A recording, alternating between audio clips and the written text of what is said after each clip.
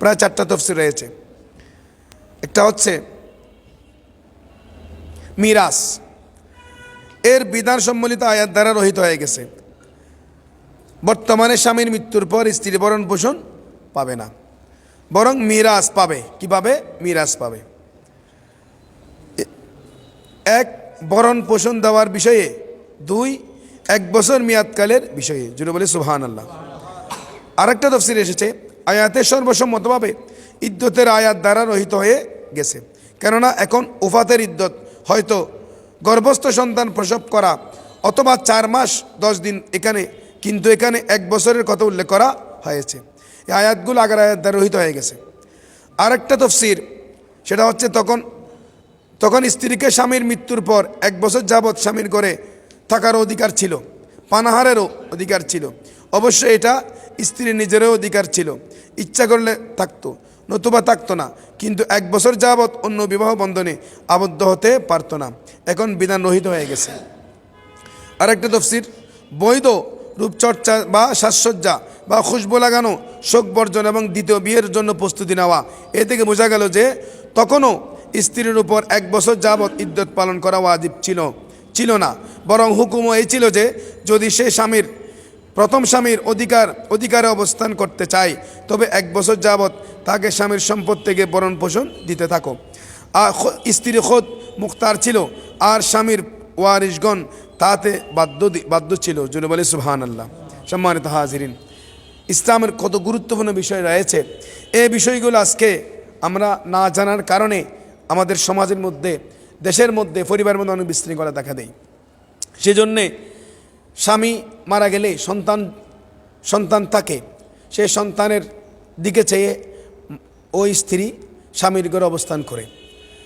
উনি চাইলে অবস্থান করতে পারবে, অসুবিধা নেই। আর উনি যদি চায় আমি অন্য স্বামী গ্রহণ করব, তাহলে 4 মাস 10 দিন ইদ্যত পালন করে উনি অন্য স্বামী গ্রহণ করতে পারবেন। এটা শরীয়ত। এবং ওনার ভরণ পোষণের, ওনার স্বামী রেখে যাওয়া যে মিরাজ আছে, মিরাজ থেকে উনি পাবেন। তো এই বিষয়গুলো গুরুত্বপূর্ণ বিষয়। এবং ওনার সন্তানরা যদি আয় রোজগার করার সামর্থ্য থাকে, সন্তানের মাকে কী করবে? দেখাশোনা করবে এবং এভাবে খরচ দেবে এবং ওনাকে দেখবে এবং খরচ দেবে, ওনার সব ভরণ পোষণের দায়িত্ব নেবে। সম্মানিত হাজিরিন, ইসলামী শরীয়ত কতগুলো গুরুত্বপূর্ণ বিষয় আছে যেগুলো আজকে আমাদের সমাজে অনেক মেয়েরা তালাক কী জিনিস সেটাও জানে না। কীভাবে তালাক কীভাবে নেবে, কীভাবে স্বামী তালাক দেবে, কীভাবে উনি তালাক নিয়ে চলে আসবে সেটাও জানে না। আমরা তো এখন অনলাইনে দেখলাম 1 ঘন্টার মধ্যে 2 ঘন্টার মধ্যে বিবাহ করে আবার সেদিকে সহবাস করে নাউজুবিল্লাহ, তাও কোথায়? মসজিদের সিঁড়িতে এভাবে করে আবার তালাক দিয়ে দিল। জুড়ে বলে নাউজুবিল্লাহ। এটাও ইসলামকে নিয়ে হাসি ঠাট্টা করলো। তো এই হাসি ঠাট্টা করার কোনো সুযোগ ইসলামে নেই। সেজন্যে যারা জাতীয় কাজ করবে তারা কিন্তু শাস্তির আওতায় চলে আসবে, আল্লাহর পক্ষ থেকে শাস্তি, আল্লাহর পক্ষে গজব চলে আসবে। সম্মানিত হাজিরিন, সেজন্য এই বিষয়গুলো আমরা গুরুত্ব দিয়ে দাওয়াত খায়ের মজলিসের মাধ্যমে আমরা জানলাম এবং এগুলো নিয়ে আমরা স্টাডি করব এবং আমাদের পরিবার সবাইকে এই বিষয়গুলো জানিয়ে দেব। আল্লাহ আমাদের এই বিষয়গুলো যেন অনুধাবন করার তৌফিক দান করুক, আমিন। সম্মানিত হাজিরিন, এবার আসুন কিতাবুল ইলম থেকে একটা হাদিস শরীফ পেশ করছি, ভালো করে খেয়াল করুন।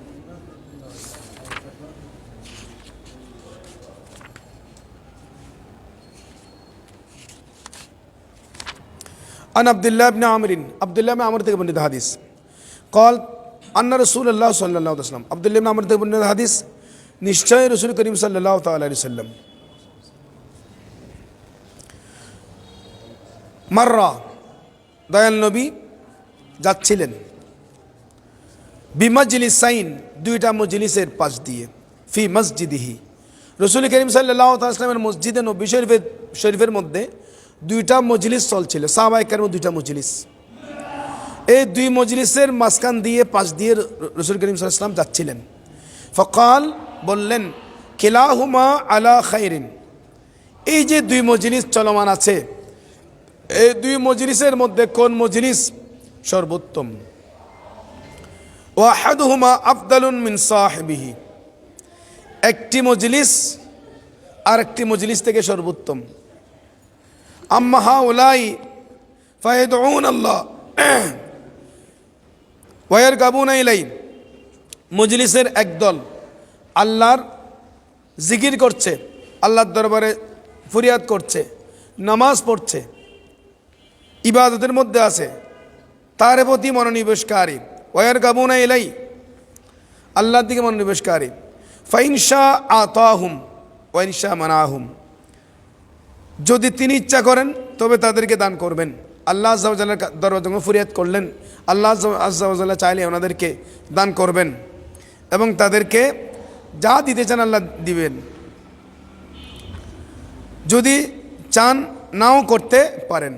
ইনশা আতাহুম ইনশা মানাহুম, অথবা দিতেও পারেন না দিতেও পারেন। ও আম্মা হাউলাই, আর আরেক দল আরেক মজলিস ওরা কি করছে? ফায়াতাআল্লামুন আল ফিকহ আউল ইলম, অন্য মজলিস ওরা শিক্ষা দিচ্ছে ইলমে ফিকহ এবং শরীয়তের আলম শিক্ষা দিচ্ছে, জ্ঞান শিক্ষা দিচ্ছে। ওয়া ইউআল্লিমুন আল জাহিল, এবং তারা অজ্ঞ ব্যক্তিদেরকে জ্ঞান শিক্ষা দিচ্ছে। ফাহুম আফদালুন, তারা হচ্ছেন সর্বোত্তম। ওয়া ইন্নামা বুইসতু মুআল্লিমান, আমি নবী দুনিয়াতে এসেছি শিক্ষক হিসেবে। জুড়ে বলি সুবহানাল্লাহ। সুম্মা জালাসা ফীহিম, অথবা রাসূল করিম সাল্লাল্লাহু আলাইহি ওয়াসাল্লাম ওই মজলিসে যারা ইলম নিয়ে আলোচনা করছে, ফিকহ নিয়ে মাসাইল নিয়ে আলোচনা করছে, এরকম মানুষদেরকে শিখাচ্ছে, অর্থাৎ আওয়াম ব্যক্তিদেরকে মাসালা শিখাচ্ছে। ওই মজলিসে কামলিওয়ালা নবী সাল্লাল্লাহু আলাইহি ওয়াসাল্লাম বসে গেলেন এবং ওই মজলিসকে সর্বোত্তম বললেন। জুড়ে বলি সুবহানাল্লাহ।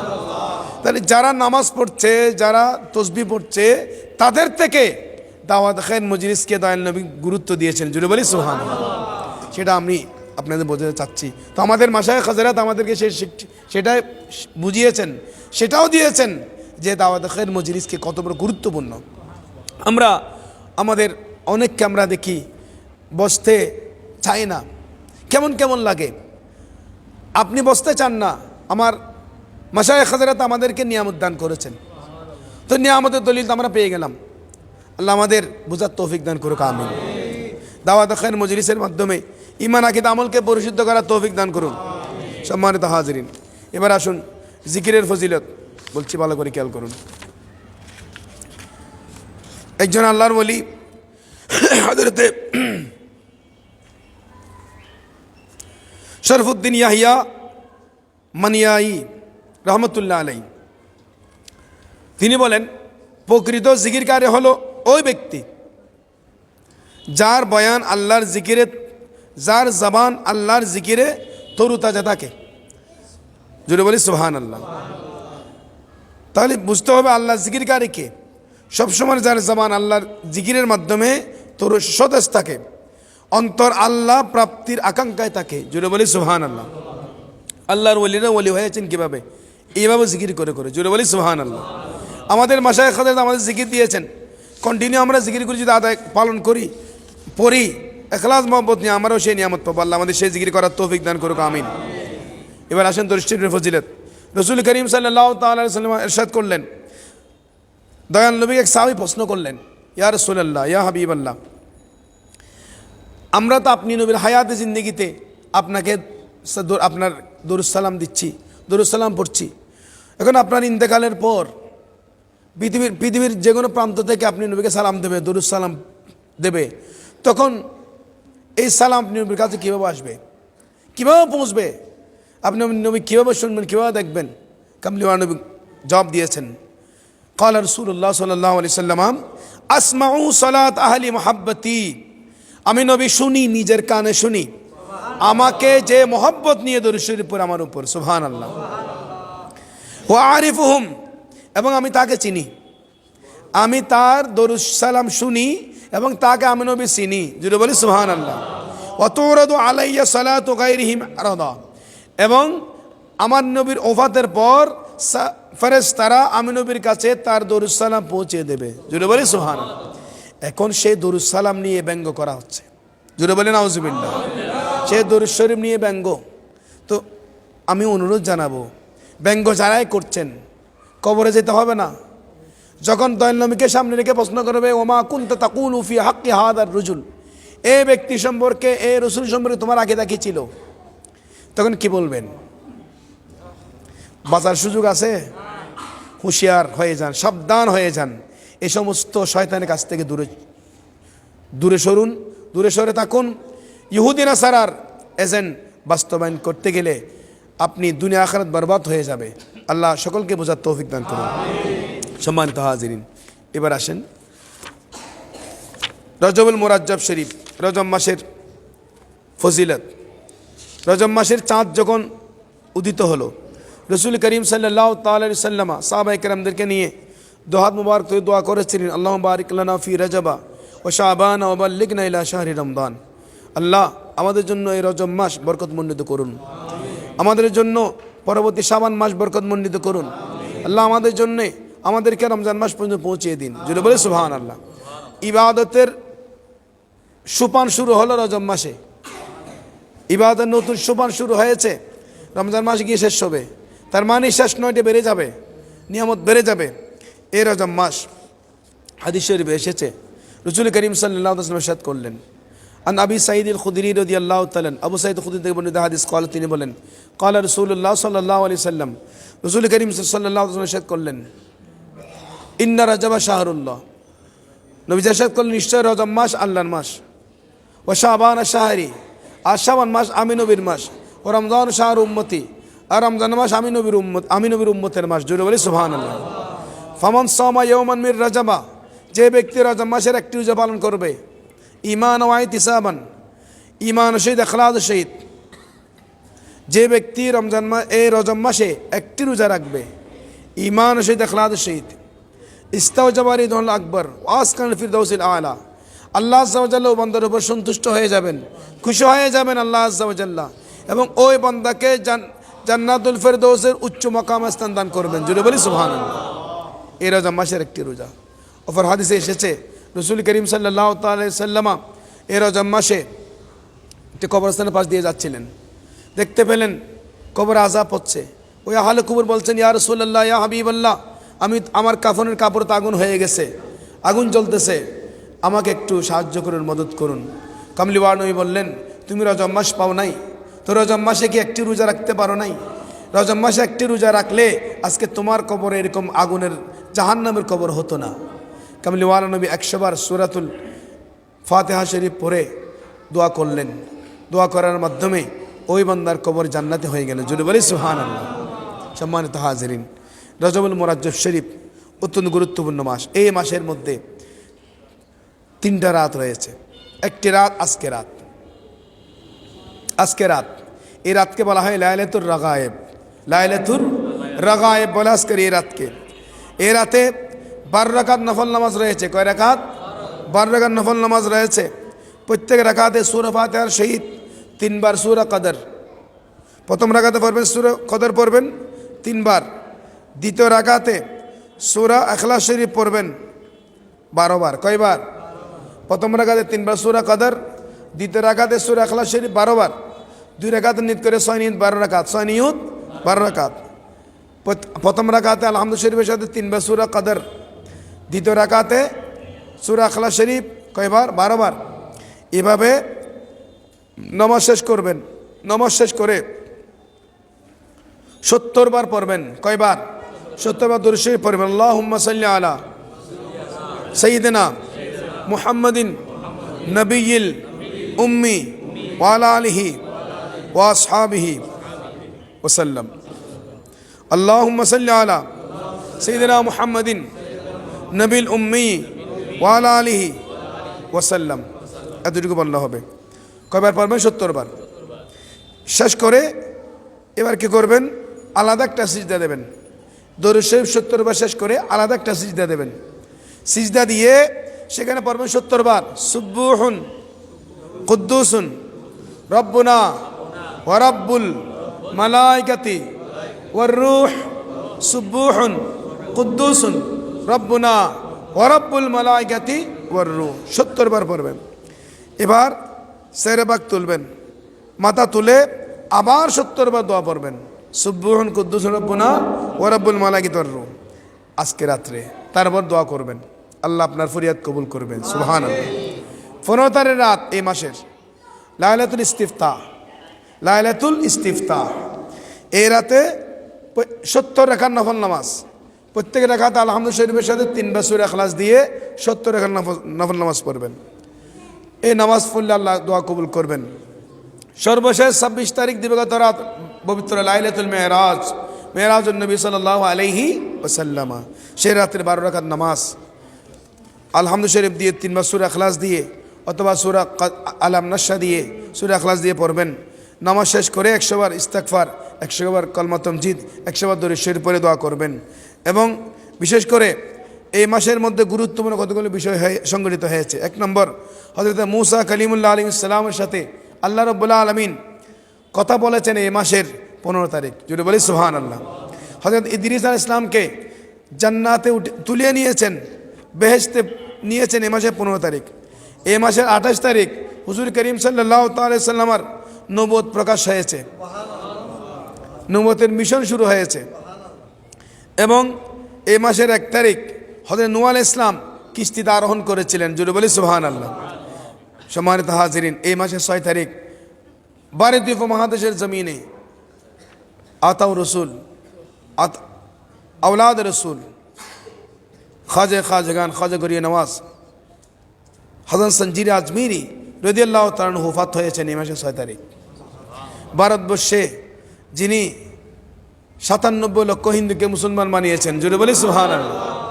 আজকে সেই হিন্দুস্তানের জমিনে মুসলমানদেরকে ঘর থেকে বের করে দিচ্ছে, ঘরবাড়ি জ্বালিয়ে দিচ্ছে, মসজিদে আগুন দিচ্ছে, মসজিদ ভেঙে ফেলা হচ্ছে।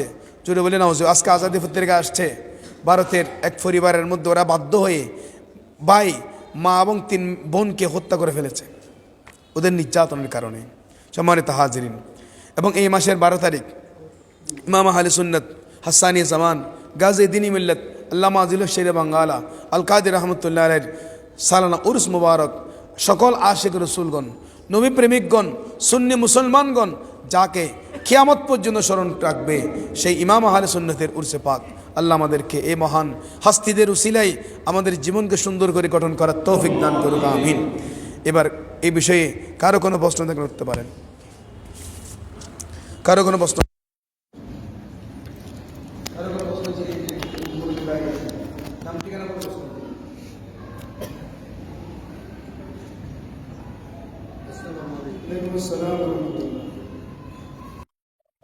আমার বাড়ি হাটাজারি থানার অন্তর্গত নাঙ্গলমোড়া ইউনিয়ন। আমরা এখান থেকে যাওয়ার পথে নামাজের গাড়ি যেতে যেতে আমার নামাজের ওয়াক্ত চলে যায়। ওখানে যদি আমরা নামাজ পড়তে হয়, পড়ার সময় নিয়ত করার সময় কিবলামুখী হওয়া হতে হবে নাকি যে কোনো দিক দিয়ে? জি, চমৎকার একটা প্রশ্ন। গাড়ি যখন চলতেছে, গাড়ি নামাজের সময় থামাচ্ছে না, তো আপনি তখন সেখানে কিবলা জিজ্ঞেস করবেন, কিবলা কোন দিকে। গাড়ির ড্রাইভারকে জিজ্ঞেস করবেন কিবলা কোন দিকে, জিজ্ঞেস করবেন। জিজ্ঞেস করে আপনি মনে মনে ইয়াকিন করে কিবলা নির্ধারণ করে নামাজ পড়বেন। ওই নামাজ কিন্তু আমার গাড়ি থেকে নেওয়ার পরে দিতে হবে।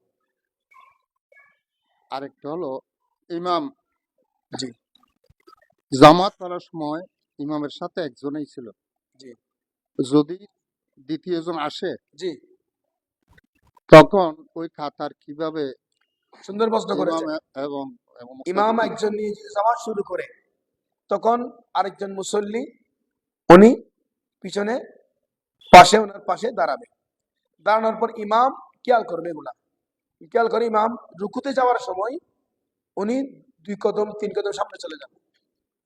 সামনে চলে গিয়ে ইমাম উনি বাকি নামাজ শেষ করবে। আসসালামু আলাইকুম। মুক্ত দিয়ে পিছিয়ে আসবে না, ইমাম সামনে যাবে। মুক্তি নজর করতে পারবে না, ইমাম নজর করতে পারবে। আর কোন প্রশ্ন? আসসালামু আলাইকুম। সালাম। আমার একটা প্রশ্ন তো হুজুর, এই যে আছে না জুতাগুলো আছে না, শীতের দিনে পরে তাবলিগেরা বেশি পরে জুতাগুলা মোজার মতো, ওগুলা পরা যাইছে আছে কিনা? সুন্দর প্রশ্ন করেছেন। ওরা কি না জুতা পরে না মোজা পরে? না না, মোজা এগুলা আমার কাছেও আছে, আমিও নিছিলাম ইন্ডিয়া থেকে, কিন্তু পড়তে আমার সন্দেহ হচ্ছে ওইটা কিসের, গরুর না অন্য কোনো জাতির চামড়া, ওই জন্য আমি পড়তেছি না। এখন এগুলো পরে কি ওনার নামাজ পড়ে? নামাজ পড়ে, আমি দেখছি সরাসরি নামাজ পড়ে এবং এটা অ্যাভেলেবেল। এগুলো আমার কথা হচ্ছে, কারণ এগুলো যদি নাফাকি লেগে থাকে, নাফাকি যদি লেগে থাকে, হ্যাঁ। যদি যেই মোজা পা থেকে আর অবস্থানে যে মোজা ছিল এগুলো তো লম্বা থাকে, এগুলো একেবারে অনুকুপ উঁচা থাকে, এগুলো খোলা খুব কঠিন। সেই যে অবস্থায় ওগুলোর উপর মশা করে দিল মাসন খুফাইন মাসালা আছে, এগুলোর উপর মশা করে দিলে হবে। আর যে মোজা খুলতে সহজ, সহজে খোলা যায়, ওই মোজা পরে নামাজ পড়লে হবে না। ওই এগুলো তো মোজা না, এগুলো এক ধরনের মোজার মতোই জুতা। একই কথা, একই কথা, হ্যাঁ? সামনে আর কি চামড়ার। একই কথা। এগুলো এখন আমার আমার প্রশ্নটা হচ্ছে ওইটা না, ওই চামড়া কি গরু না ছাগলের? এটা যারা বানিয়েছেন, ম্যানুফ্যাকচার যারা করেছে ওনারা জানবে। এটা এটা বিবেচ্য বিষয় নয়। এটা পড়লে কি নামাজ পড়লে নামাজ না, হবে? ওটা বড় নামাজ পড়লে হবে, ওনা যদি পবিত্রতা ঠিক রাখলে হবে, অসুবিধা নেই। পবিত্রতা থাকতে হবে, নামাজ পবিত্রতা ঠিক পড়লে রাখতে হবে। হবে, নামাজ পড়লে হবে। নামাজ পড়লে হবে হবে, না? কেন হবে না? আসসালামু আলাইকুম ওয়া আসসালাম। রাহমাতুল্লাহি ওয়া বারাকাতুহু। যে আর কোনো প্রশ্ন আছে কিনা? আর কোনো প্রশ্ন? কারো কোনো প্রশ্ন আছে? যেমন মুরব্বী, জি বলেন, নাম ঠিকানা বলে প্রশ্ন করবেন। আসসালামু আলাইকুম রহমতুল্লাহ আসসালাম ওয়া বরকাতুহু। রাহমাতুল্লাহ। জি আমার নাম এস এম বেলাল উদ্দিন। জি আমার গ্রামের বাড়ি চট্টগ্রামের ফটিকছড়িতে। জি এমনি বাসা ওই হামজারবাগ জি ফুলেশ্বরী বলেন আবাসিকে। বলেন। তবে আমি আসার সময় ওই এখানে ওই যে ইয়ে আছে, গেট দিয়েছে, তার এখানে ওই এখানে বাড়ি গিয়ে সামান্য রক্ত বের হয়েছে। জি আমার তো এমনি উজু আছে ছিল, ওই জি মাগরিবের জি নামাজ পড়ছি যে। জি তো এখন কি পুনরায় উজু করতে হবে? সামান্য সামান্য উজু। হোক, জি, সামান্য হলেও এটা যখন গড়িয়ে পড়ছে, এমনি সামান্য বের হয়েছে আর কি। জি আছে, জি রক্ত যখন গড়িয়ে পড়ছে জি, উজু ভেঙে যাবে। উজু করতে হবে জি করতে হবে। জি। আচ্ছা, সালাম আলাইকুম। আর কোনো প্রশ্ন আছে কি? কোনো প্রশ্ন নেই? জি জানেন, নাম ঠিকানা বলে প্রশ্ন করেন। সালাম আলাইকুম। আসসালাম। আমার বাসা সুলভগড় আসলে। জি আপনি ওই যে সফরের নামাজটা বলছেন জি বাড়ি গাড়িতে যাওয়ার সময়, জি। ওইটা আমি যে পুরানো পড়বো, ওইটা কি কসর পড়বো নাকি পুরাটা পড়বো? হ্যাঁ, চমৎকার একটা প্রশ্ন। সফরে হলে আপনি, সফরে থাকলে কসর, যদি সফর অবস্থায় হয় এটা কসর করবেন। জি। আর আমি যখন আবার পুনরায় বাসায় আসবো জি তখন কসর নামাজ পড়তে হবে। কসরে হবে। জি কসরে হবে। আচ্ছা, আরেকটা প্রশ্ন, এটা হচ্ছে আমার ব্যক্তিগত, আমাদের বাড়িতে একটা পুরানো কবরস্থান আছে জি প্রায় 40-50 বছর আগে। জি ওইটাতে কবর দেওয়া হয় না প্রায় 40-50 বছর। জি। ওইটা কি আমি আবদখানা বানানোর ব্যবস্থা করার সিস্টেম আছে? না, কবরের উপর দিয়ে মসজিদ বানানো যাবে না। না, আমি যে 50 বছর ধরে এটাতে কোনো কিছু দেওয়া হচ্ছে না। না, যদি ওখানে কবর আছে কি আছে, নাই, হ্যাঁ আছে। কবর থাকলে করা যাবে না। হ্যাঁ, আচ্ছা, কবর থাকলে করা যাবে না, কবরের উপর কোনো মসজিদ হয় না। হয়। আচ্ছা, সালাম আলাইকুম। সালাম। আর কোনো প্রশ্ন আছে এ পর্যন্ত? আল্লাহুম্মা আমিন। আলহামদুলিল্লাহি রাব্বিল আলামিন ওয়া লা কুওয়াতা মুত্তাকিন ওয়াসসালাতু ওয়াসসালামু আলা নবিল কারীম ওয়া আলা আলিহি ওয়া আসহাবিহি আজমাইন। ইয়া আল্লাহ, আজকে আমরা যা আলোচনা করলাম আমল করার তৌফিক দান করুন। ইয়া আল্লাহ, আজকে লাইলাতুর রাগাইব শরীফ, আজকে রাত ইবাদত বন্দি করার তৌফিক দান করুন। ইয়া আল্লাহ, রজব মুরাজ্জব শরীফ আমাদের জন্য বরকত মণ্ডিত করে দিন। আল্লাহ বারিক লানা ফি রজবা ওয়া শাবান ওয়া বাল্লিগনা ইলা শাহরি রমজান। ইয়া আল্লাহ, আমাদের প্রত্যেকের জীবনের সমস্ত গুনাহ মাফ করে দিন। ইয়া আল্লাহ, দেশের উপর রহমত নাযিল করুন, বিশ্ব মুসলমানদের উপর রহমত নাযিল করুন। আমাদের সকলকে হঠাৎ মৃত্যু রক্ষা করুন। আমাদের সকলের ফরিয়াদ মুনাজাত কবুল করুন। اللهم سهل يا إلهي علينا كل صواب محمد السيد أبرار صلى الله تعالى على خير خلق محمد وآله وصحبه أجمعين ورحمنا برحمتك يا رب العالمين.